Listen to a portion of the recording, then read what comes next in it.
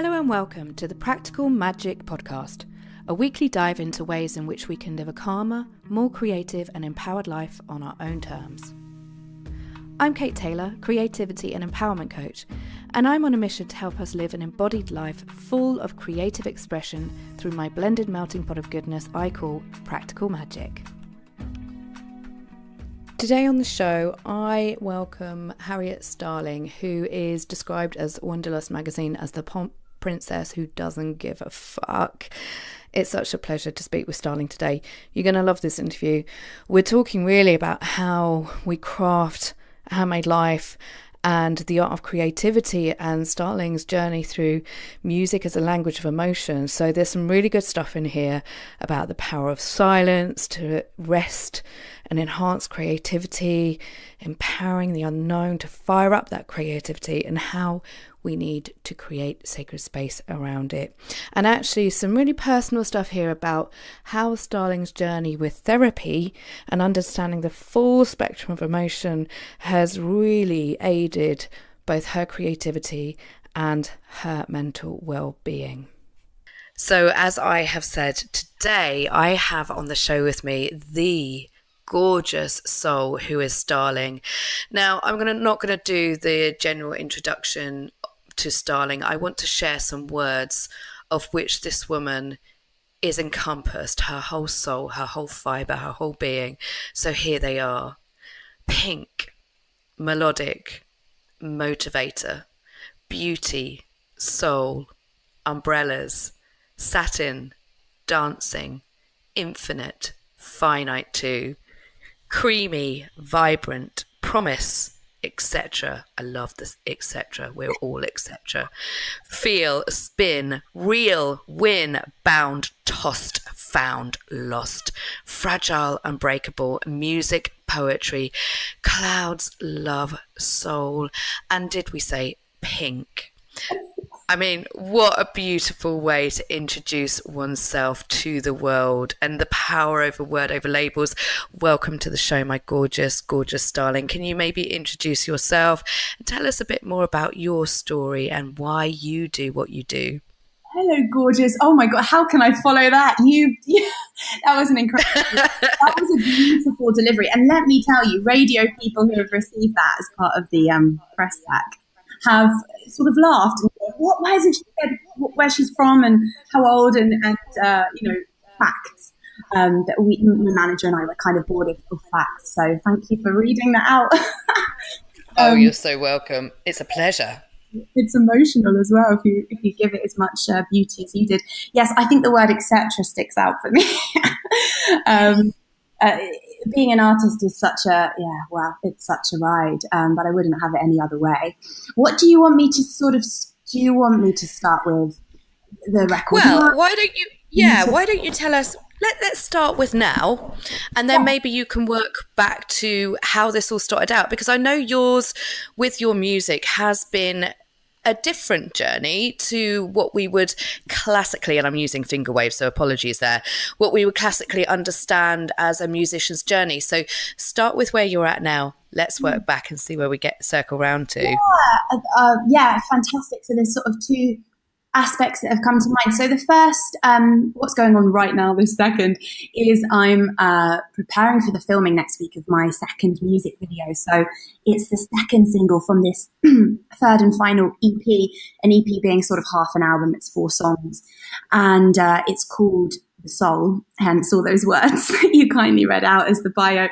And it's the third and final. So I've released The Heart 2 years ago, The Body a year ago, and now The Soul. And actually, Kate, it's a complete fluke that it's the heart, body and soul.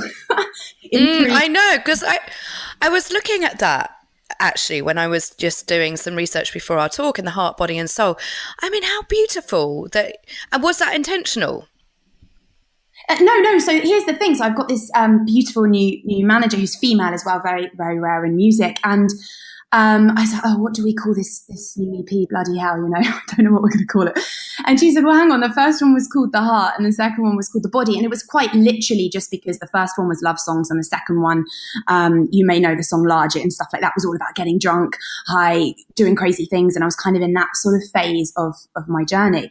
And she said, what about the soul? And you've got the heart, body and soul. And actually I went bingo, not only because that kind of makes sense in terms of that saying, that expression, but also because it's the sweetest music I've ever, it's still dark, it'll always be dark with me, but it's the sweetest, most honest, almost sugary EP or record I've ever released, because you can't separate the artist from the sound. You can't separate the artist from what she or he is creating. And I've changed so much, whether it's through therapy or just growing up a little bit or being in the game a bit longer, whatever the reason might be. And my heart is a bit clearer or a bit more open, and it's sort of come through. And yeah, so the soul kind of feel works for the title of this. I absolutely love that. And I love how energy and creativity, sometimes our heads obviously are the ones going, right, it needs to be this, and this is the long-term plan, and this is the 10-year focus, and blah, blah, blah, blah. But actually the creative energy that goes around that is like, we find a way back to ourselves and our truest expression. And that's obviously what's happened here, hasn't it? Yeah. And I love that you say that, because I hope this isn't a tangent, but the unconscious, in my opinion, in terms of my process and how I work, I will come back to this main question, by the way. The unconscious works in such curious ways, like with this heart, body, and soul, but also like you take a bath. Or recently, I was in Miami for a couple of days, just in between New York and Nashville, like just a couple of days off, and I got more creatively done, if you like, than I did of 2 weeks in London running around and worrying about the next thing. Because when you take that bath, or you lay on a sunbed or whatever the hell it might be, your brain or your soul or whatever you want to call it has a chance to come through in the silence, has a chance to kind of create what you didn't even think was living inside you. Oh, my goodness. Yeah, 100%. I mean, I always talk about how it's the spaces in between, which are the place where the real creation lies, right? We can be in the doing all the time. However, if we don't take that moment of pause, of rest, of allowing the shadow to really come into, speak for itself, to come through in all our senses, that's the creative essence, isn't it? Oh, absolutely, completely. And creativity works in just the most unusual ways. And if anybody ever says to me, I'm not an artist, or I'm not creative, or say I'm at like a party or something and someone says they're an accountant and they're not creative, I always sort of laugh, because I'm like, well, what do you think creative is? Because if you make a cake, or you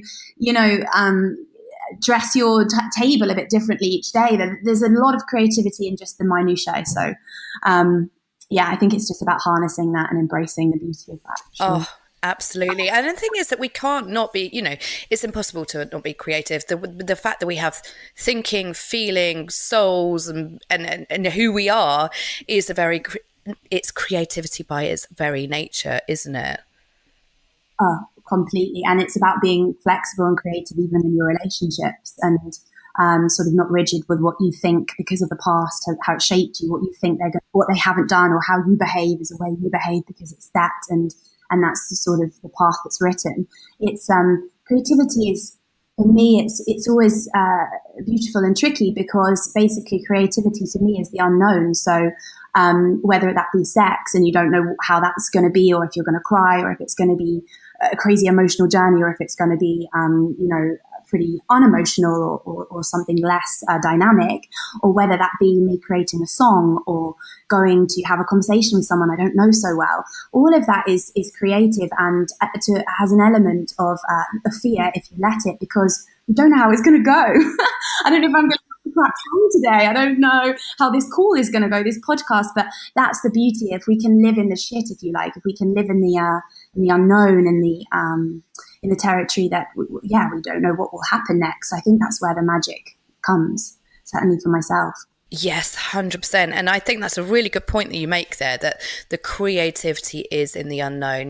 We try and have so much control over everything, every facet of our life, don't we? And, I do that when I work with my clients, and they get really pressurized by not having the answers to everything.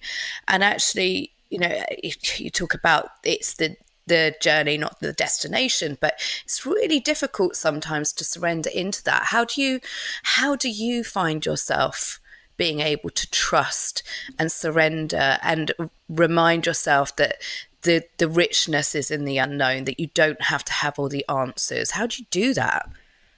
I think it's, at first, I think it's really difficult. So I don't want to be the one standing being like, well, I'm a singer and I've got it all sorted out, because I certainly haven't. It's so much easier for me to do the washing up or do an email than it is to write a song or go on stage, because, you can do the washing up and it's done, or you can do the email and it's sent, and there's a satisfaction to completion.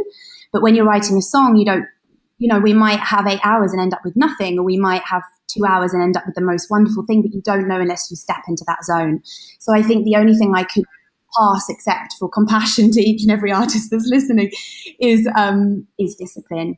It's discipline that you don't pick up your phone when you're in the studio, or when you're whatever. People don't have to be musicians, but it's important you don't let the distractions of your phone or somebody else's needs, or a drama that you perhaps have going on in your life, dominate and take over, because it's so easy, take it from me, it's so easy to waste time in distractions ultimately, rather than sitting there in the unknown and just going, hands in the air, I'm going to do this and see what happens.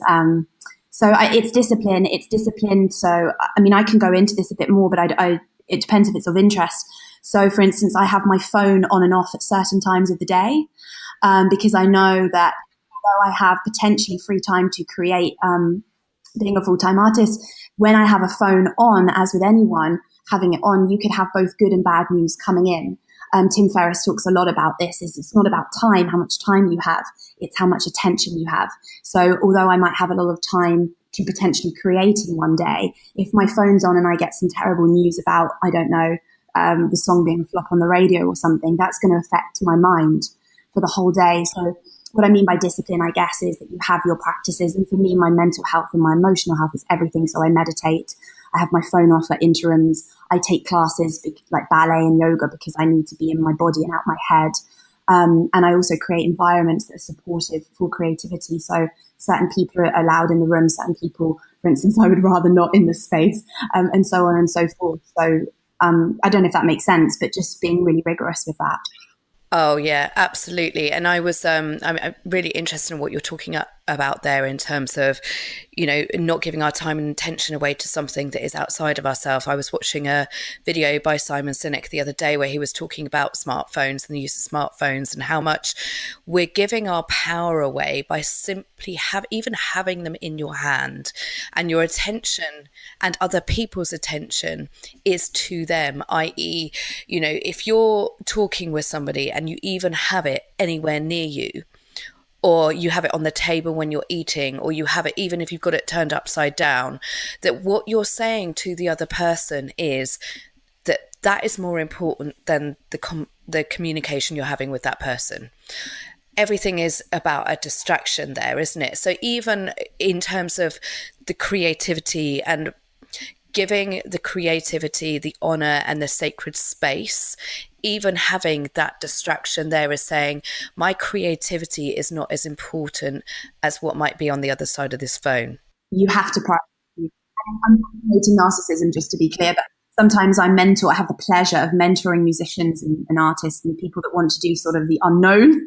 And I say, get interested in yourself, that's your brand, you are the brand. And how do you do that? You prioritize you. And again, not meaning narcissism, but like the phone, for instance, as we're on that topic, is a huge distraction, but also family dramas or relationships that don't serve you. I mean, we could go, depends how long we've got, we could go truly into that, but a quick summary would just be to really check in on who's supporting you with your bigger dream, who's supporting you, who's encouraging you, rather than dragging you down with some false drama.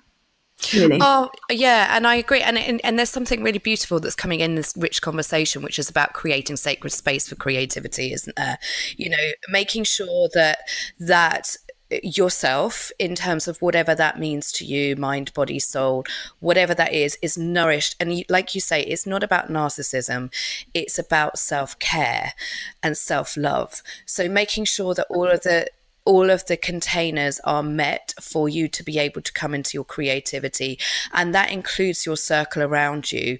So explain a little bit more about how you do that with family, with your people that you have around you, and your almost your team, whether they're your soul team or your work team. How do you do that? Oh gosh, I mean, God, brilliant question, because there's sort of like a long-term answer there for me and also a short one. So give you a quick example. Last year I gave my first talk at there's a thing associated with Universal Records, and it was a talk about like a panel. So it was a talk for new artists, who are women, female artists, and so on. And my auntie called me about an issue we had with my brothers. I've got six brothers and sisters, and there was sort of a lot of persistence in her texts and calls. And I kind of knew what it was about, when when someone contacts you. What I said was, which I was proud of, and this happened last year, so since then, huge growth. But I just said, I'm about to give my first ever talk or whatever, or be part of a panel, if you like, be a panelist. Sorry, that's the word. Are you calling me to support me, or is there anything I can do to help, or is this going to take me out the zone? Because if it is, I'm not available. I'm not available to talk until 3 hours or whenever it was that it would be over. And she just replied, oh no, this isn't going to serve you. So if you're quite clear with people about what you need, it can be easier for them to give it to you, rather than like, oh, what's going on? How can I be there for my auntie, for my brother, whoever the thing might be? And it's not that I'm not there for my family, but it's that there must be sacred time when, like, I'm about to go on stage to hundreds of people, or I'm about to, give a talk, and I'd never done that before, So there needs to be an element of streamlined focus. I think in terms of sacred space with the long term, I'm a huge fan, just because of my experience. I'm not saying it works for everybody, but psychotherapy and going every week, or going to somebody, whether it's a coach or an acupuncturist or something that centers you.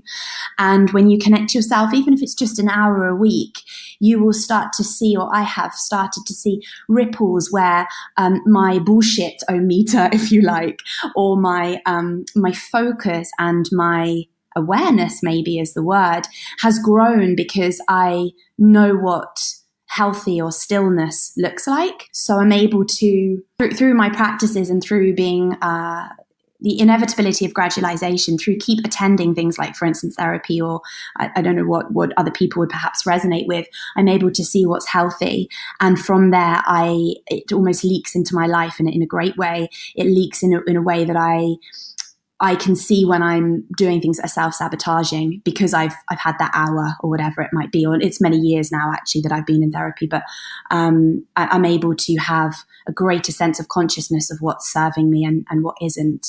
I hope that makes sense. I've never really I've not explained this before, so I do apologize, but that's kind of, I've not explained to people my process before, but that's kind of how it works for me, is having healthy things in the diary, really. Yeah, it absolutely does make sense. And I wonder if you could talk a little bit more about the therapy aspect of it, because we were talking before we got on about how being able to talk through thoughts, feelings, emotions, everything that's going on, it cuts out the bullshit factor of what goes on in our day-to-day, like chopping up the ego and being able to make sense. It's almost like a filtration system. I wondered if you could explain a bit more about your journey with that. Oh my God, totally agree with you. And also, you and I, we met, and I've been to one of your incredible workshops, as well as admiring you and getting inspired by your Instagram. But you and I are very much in that circle and world that we love of mindset, positive psychology,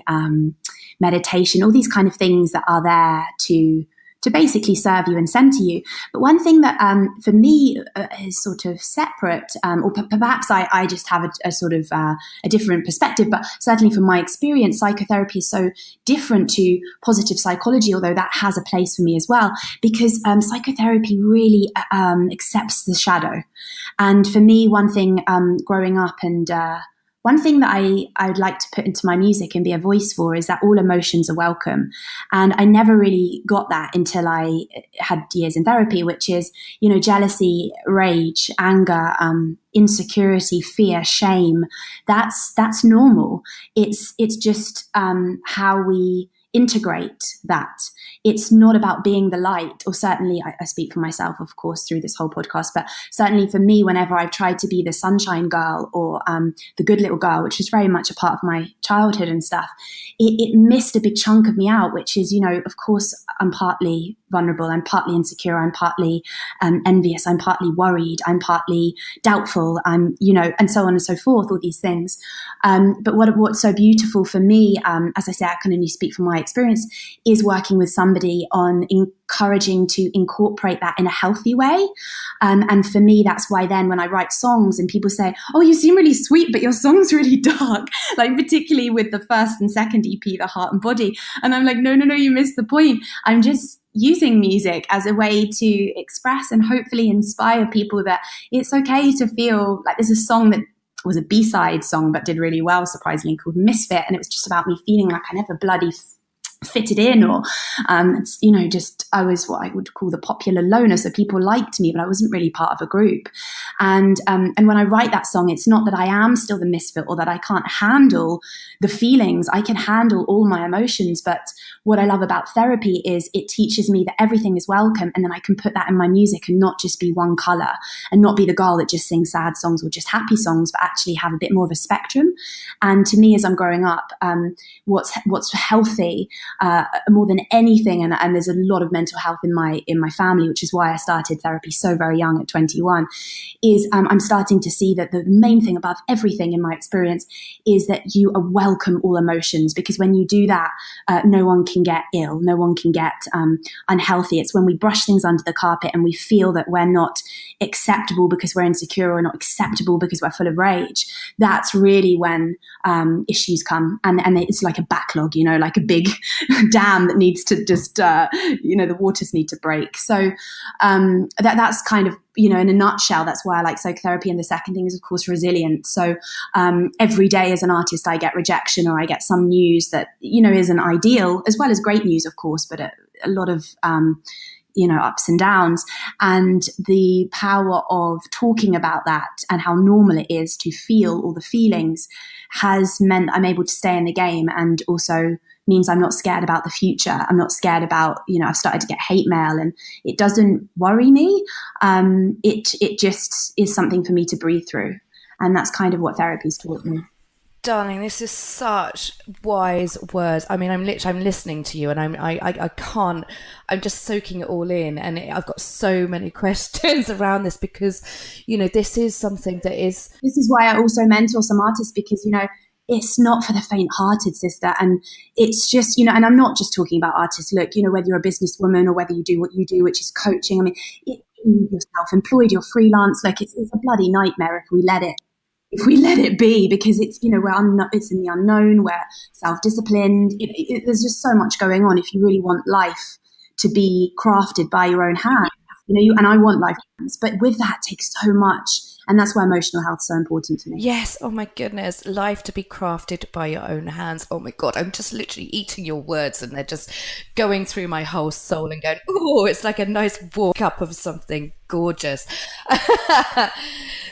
Women Who Run with the Wolves, it's really her that she inspired me a lot, and she talks about a handmade life. And when I read that book, I had to be changed. There was no choice, because creativity to me, again, what's really important, what are my values? Creativity, kindness, and connection. And creativity for me is why we're here, is to add beauty to the world. It really is. Oh my God, woman, you are just divine. And talking about, I think it's important that, not just in terms of what we're crafting our own life, because we're all crafting our own life, aren't we? And I really love that way of looking at things, is that it is a craft, and we are in the center of that, and we can do that in every way we wish, every way we choose to do that, and we can draw that, we can paint that with our colors. We don't have to be creative in finger waves again of what people expect creativity to be. It is just an essence of who we are. But the underlying thing that needs to go underneath that is this emotional diversity, this emotional resilience. And I love what you're saying there about when you're able to feel it all and accept that no feelings are bad, what that means is that you can choose and you can get to see everything from a broader perspective of, okay, so I'm dealing with something which might be rejection over here. I know what this feels like. And then I know I've got this amazing amount of toolkits of my emotional resilience to go into something else and bring it into this moment when I most need it. You know, if we're always running into this, oh, I've got to be happy, I've got to be in the light 100% of the time, it puts so much pressure on things, doesn't it? Yeah, and that every day should be a great day, or this is my year. And I'm very much, you're talking to someone who's very much of that world and values it. And I'm also a systems girl. So, you know, there's a part of me that does the post-it notes and likes to be in control and all that. But it's not, it's okay, and it's got me a certain degree of success. Do you know what I mean? Being organized, being on it, being pragmatic, being businesslike, but without the emotional stuff, without taking care of that, yeah, you're flimsy. You're vulnerable to the ups and downs rather than being resilient to the fact that it's very normal in life to have good and bad news. And that's it. And I think we've totally forgotten that. I think there is I'm not going to blame it on generations that have gone before, but I do think there's been this huge amount of protection because people want you to be happy, and that's a beautiful thing. But I do think there's been a huge amount of protection that's gone on and said, okay, so if I protect you from all the knocks and the falls in life, then it means that you're going to be happier later on because, you know, I've sheltered you from things. And actually, what happens when we fall over? We get up and we've learned that we've been through a process and maybe we won't do that again, or, you know, life has dealt some shitty blows. But if you don't feel into that, like I was talking to a friend at the weekend who, like myself, has lost a parent. I've lost both of mine, and she's going through her grief at the moment, and which you always do. I don't think it ever stops. But she was saying how somebody had said to her, because she cries every day as she goes to work. You know, that's her thing. Like, she drops her son off, she goes to her workshop, she cries. And somebody said to her, look, you've been crying for 6 months now. Do you think you should go to a doctor? And she went to the doctor and they said, oh, well, you know, maybe you should be prescribed antidepressants. And she said, I don't understand. Why would you stop me feeling? I'm grieving. Why is that a bad thing? Absolutely. It's just it just doesn't make any sense. Yeah, that riles me, completely frank, because again, you see, we're in this numbing world. Just watch the telly, just get on your phone, just take a pill. And I'm not judging anybody who's on antidepressants who's listening, because they really have a path into healing. They really are. They can be really helpful. But again, where you know what I'm saying, yeah.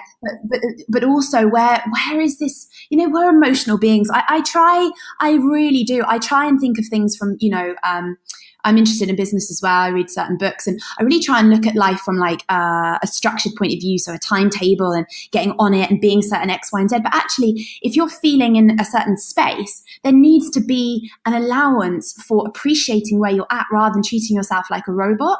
And I do feel a lot like that in this culture. Like, I'm summarizing like anything right now, but I do feel it's like, just take a pill, just watch the telly, just shut up, you know, just, you know, why are you still crying? And it's like, well, because my parents died. Like, that's not just something I'm going to stop crying about. And I think the more that we can let and stop having shame around tears or shame around depression, I mean, God, it's so normal. If only we could all just stop the stigma, I think we'd be in a healthier society. Oh, I agree. And I think that's why what you do in terms of your creativity, i.e. how you express yourself and your emotions through your music and the way that you move your body as well, is it's allowing people, it's giving people permission almost, isn't it, to have their own forms of filtrating their emotions and feelings. So music does that, doesn't it? It's the language of emotion. So the fact that a musician is able to express through their body and their creativity what they're going through, which then can resonate with somebody else, go, do you know what, I'm feeling this too. And I'm sure you get this, that people say to you how they feel through listening to your music, what it's been able to do for them. You know, that's a wonderful gift, isn't it, that you can hold space for people to do that. But just a quick one, you know what, Kate, the reason I make music really, when it is distilled, when you're really asking me like heart to heart, is to hopefully, I just want to help people feel less lonely, because that's what I'm trying to really ultimately trying to do, is like, it's normal that you're not going to feel fantastic all the time, or you feel like a misfit, or you X, Y, and Z. And I'm not just talking about the dark things, because of course I, particularly in this new EP, have written happier songs. But you take Profiteroles, it's only going to come out in the papers next week. But Profiteroles, which is the latest single, is about my sister's eating disorder, and it's in a very jaunty, happy way. But every time I tell somebody face to face what that song's really about, not only do they listen to it and go, oh yeah, I get it, but they also say, oh, thank fuck, sorry, I don't know if I'm allowed to swear on this, but thank fuck that someone's actually, and what, you know, thank God, why isn't anybody else talking about this? Like, of course, every sister or brother, or, you know, there's always people we know that have an eating disorder, and yet why is there a stigma around that?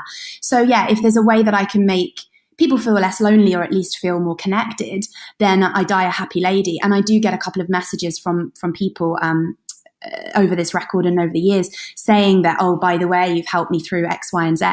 And when I get that, I just cry. I'm just like, oh, okay. Yeah, this is working out. That's a beautiful gift to be able to give, isn't it? Yeah, I hope I get.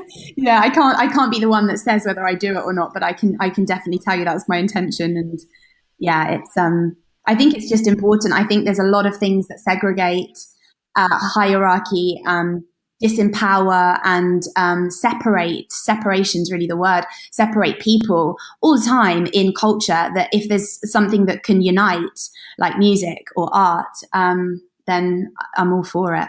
That's really the thing. The more that people can create, whether it's dancing in the kitchen or whether it's professionally, like for me, it's not really about whether you make your creativity, it's not about monetizing your creativity or making famous your creativity. It's more about what you can do for your soul. And then, of course, the byproduct may be that you end up monetizing it or looking at it as a career. But it must always be remembered why you do what you do. Whenever I've got funky, if you like, or fruity around, you know, success or something not working out or expectations, it's when I've started to think about the perceived audience, the perceived market, and what I think they want or need in order for me to get success, you know, money or fame or whatever it might be. And so I've had a couple of words with myself over the last 3 years since doing this professionally and so on, just about why I do this. And whenever I come back to why I do it is for me, first and foremost, you know, creative expression. And then secondly, to unite others. The outcome, how many streams I've got on Spotify or how many followers just dissolves in terms of importance, because that's ego talking. And of course, we all want to be successful and rank in the millions and so on and so forth. But we really have to remind ourselves why we do what we do. And if we do that, we're successful already. We're successful because we're being true to our creative needs and our values, which one of mine is absolutely 100% creativity. I think it's important for people who might be listening to this, because obviously I work with a lot of people who may be a little bit too afraid to start, because, you know, you put yourself, our darling friend Lucy, who's a comparison coach, you know, this is the stuff that is very much her arena in terms of how we compare ourselves to others. And sometimes we can stop at anything before it starts, because we look at other people and we say, well, how can we do the same that they're doing? How can we match what they're doing? And that can stop us before we start. And I'm really interested to understand a little bit more about how you started, because you didn't start singing until the age of 25. So what was it that invited you into be able to create yourself through your music? And what advice would you give to people who maybe have a dream that they're just a bit too afraid to start on? Oh gosh, I mean, it's a great question, and I'm pleased you asked this, because I hope it will, for people listening and who are perhaps fearful or have an idea that they need to be ready, you know, this whole concept of being ready. I think that's more a mindset and more a confidence thing than it is physically. So just to give you an example, I didn't start till 25. I trained as an actor. I always, since the age of 7, my parents got divorced at 7. So I found acting classes as a way to help myself deal with the pain, the emotion, and the changes, all the turmoil and stuff that was going on at age 7. And I found myself quite good at sort of reciting poems and doing these things called lambda exams and public speaking and things like that, and really loved the idea of speaking, being seen, but also just a place to put my emotions. So that's really just what I did. And it wasn't really a conscious decision. It was just that Hattie, which was my nickname as a child, Hattie is going to be an actress and that's how it's going to be. But I graduated from drama school. I was lucky enough to get in. I trained at a really good conservatoire. I finished that at 20, I don't know, 2 or 3. And then I went back to Soho, which is funnily enough where I grew up. I can tell you a little bit more about Soho afterwards. But I went back to this famous bar called Black's, which was an infamous members club, just like the Groucho or Soho House. But it's a one-off townhouse, kind of like Dickens's old house with candlelight and fireplaces, and all very magical and also weird, but delightful in that it had and still does actually just very sort of famous members, whether it's movie stars like Jude Law or Keira Knightley, or whether it's more infamous people like playwrights like Simon Stevens or the filmmaker Mike Leigh. You kind of get all sorts of people there. But I went back there, and although it's a lovely bar and it served me many years, and I still lots of wonderful people from that place, I went back there because I had a gap year before drama school and was like, oh my God, I'm back here and I've got no work and I'm thousands in debt. And although I have all this drama training, Jesus, I'm back in a bar. And then I realized that's what actresses do. But I was, just a bit disillusioned because it didn't go how I wasn't in LA instantly, in Hollywood. Anyway, so I'd always been a bit jealous of singers, if I'm honest, if I look back, but it wasn't even a thing that I could sing. It was, my brothers and sisters always told me, you don't have a good voice, Hattie. So, not blaming it on them, but, it was just, I was really annoying singing in the house, and there's 6 of us, 6 siblings. So, they were just like, shut up. And then whenever I sung in drama school, it didn't go well. I didn't get any musical theatre parts. So I just thought, well, I don't have a good voice. So anyway, but I'm in this bar and somebody goes, look, Adam and the Ant are performing. Harriet is my real name, Starling is my stage name. You, Harriet, are one of the Sohoites, so you should perform, next week. And I said, what do you mean I should perform? Is it an acting, like I'm an actress? What do you mean? They're like, no, you got to sing. I was like, well, I don't sing. And they're like, okay. And I was like, so why are you asking me that? They're like, I thought it would just be fun for you to sing.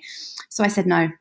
And I went to bed that night, and quite literally, it's kind of interesting. And I was at the stage in my therapy of analysing the dreams, like you do with Carl Jung and all the Jungian stuff. And I had a dream that I sung, and I sung around the fire, one of which was in Blacks, and people really liked it. Anyway, so the next day I went in and I said to the guy, so when is it? Because I'm going to do it. And he was like, okay. I was like, when is it? What do I need to do? Da-da-da. So I set up my own set, which was covers of Joni Mitchell, Bill Withers, all my favourite kind of people. And I got my friend to play the ukulele, and I sung. And it was so scary, and I was very bright red. I blush anyway, but I was definitely the colour of a beetroot. But my voice didn't shake, and I'd always thought my voice wowould shake because I'd always been kind of a little bit nervous anyway, as a performer, as an actress, but also a little bit of a nervous person, that I thought, well, the music, the singing won't go well because my voice will shake under pressure. But it didn't shake. I sung well, and funnily enough, there was a guy in the audience, 07. I don't know if you remember those guys. They worked with Sia, so they produced my record and Massive Attack and various people. But it was because they were in the audience and they stopped me. And a long story short, basically, I wrote a song with 07 that got me signed to Communion, part of Island Records, and my whole career was started within 6 months of that show. So, what happens when you are stepping out of your comfort zone? I know it's a cliche to say this, but magic does happen. You just have to get used to being uncomfortable, and uncomfortable isn't comfortable, hence it's uncomfortable. But if you can get a bit more, I guess, kind with yourself, that you're going to do this, fear's in the car, but it's not the driver. You're the driver, and it can be the passenger and be with you, and fear is normal, but you don't let it drive the car. You do what you need to do because you're you're only having this one life, this is very precious. This is not a practice, and you will die. That is one thing we can all be sure of. So in that case, taking risks is really the thing. So by doing that, and then by being seen by Zero 7, I then learned how to write songs on the job. So back to your question about, you said something about, whether you have the skills or the comparison, like Lucy, the comparison coach, talks about. That completely resonates with me, because I thought, well, I can't play a guitar. I've never written a song. I haven't sung in public before. Every time I have sung around friends, they said it was bad, or, I just, whatever, it didn't really go so well. And then now I have these opportunities with these wonderful producers, incredibly talented, incredibly successful, and they're interested in me. Like, what? And from there, I just kept, there was obviously more barriers and issues for me to work through, but and even now, by the way, even though I'm more established, it's still so much for me that I have to work through emotionally. But by doing that, by being brave, by being seen, and by then I moved into a squat as well, because I didn't want to spend all my money on rent, and yet I wanted to leave the bar. So I lived with no hot water or heating for 2 years as well, while I raised money and lived as an artist. So I did take risks, and I encourage risks, and I encourage things that some people might say are crazy. I couldn't read music. I've never played a guitar. Well, I do now. Never had a singing lesson, and had never sung in public. So why do you think, Harriet, that you could then be Starling, a singer? Really, it doesn't make sense. The head is going, what the hell? It's not logical. But the heart was saying, definitely do this. And that's really, in a nutshell, how it all began. Do you know what? I'm not even going to surmise them. I am going to leave that as the journey. Just allow the listeners to take everything that they needed to from that story, because there's just so many gems in there. And it's about being ready, Kate, with you deciding there is no plan B. You deciding you're going to be this incredible practical magic coach and inspiring women and men and crafting their handmade lives. It's about me deciding I'm a singer. And yeah, now I have training, and yeah, of course I can play a guitar and all sorts of things, but it's not really about what I can't do. It's about what I can hone in on, what I can do, and believing in that, and keeping going no matter what. And yeah, I hope that it will inspire some people who have these ideas that they need to be at a certain level before they can launch themselves, because that isn't really always true. You may not have the plan, and that's okay. You can have a vision, you can have a feeling, you can have a hope and a wish, and do not let anything that you don't think you can do stand in your way, because the road will rise up to meet you.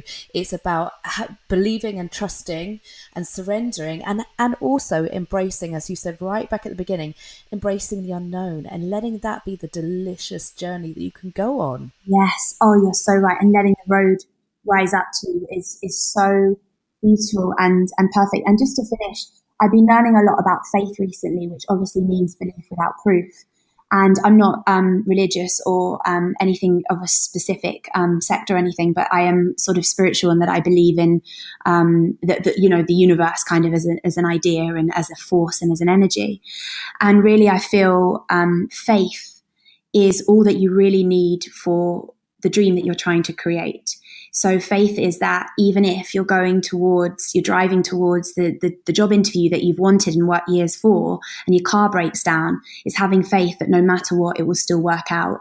And by believing that, you'll be quite surprised what you attract.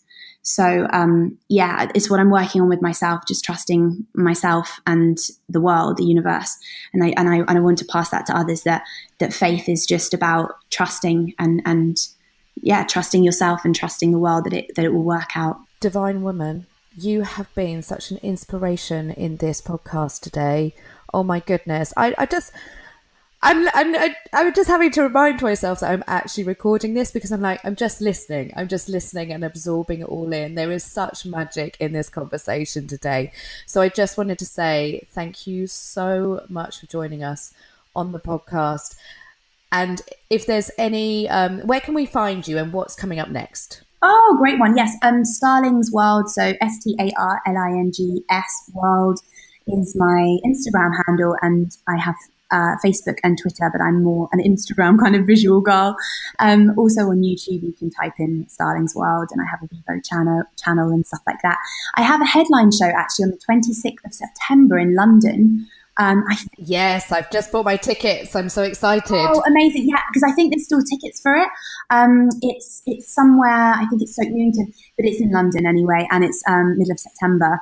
So that's coming up. But next week I'm making the music video for the new single, which is You. And You is it's also being remixed by some incredible DJ. I can't wait to share that with you.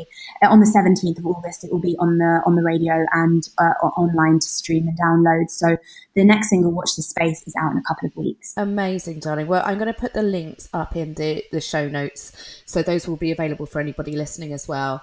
And again, just thank you so much for being on the Practical Magic podcast today. You are a light. You are shade, you are all of those words that we introduced you to today, and so many more, gorgeous one. Oh, thank you so much for inviting me on this special show. Thank you so much.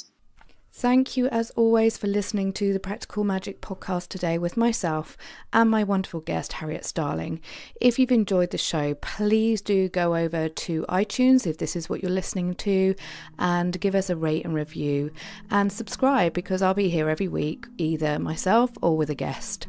And just to let you know of something special I've got coming up on the Isle of Wight, which is on the 21st to the 24th of September. It's a Practical Magic weekend. It's going to be such a blissful weekend of soul nourishing yoga nidra, koya, sound bath, food, forest bathing, just everything that you need for relaxation and coming back to yourself. So you can head over to my website www.katetaylor.co, go to the speakings and event page, and you will find all the details there. And also to let you know that I have in my hands the Practical Magic activation deck. It's finally arrived back from the printers. Everything's gone off to those who backed via the Kickstarter, but you can get your hands on a deck if you head to www.practicalmagicliving.com. And so until next week, see you soon.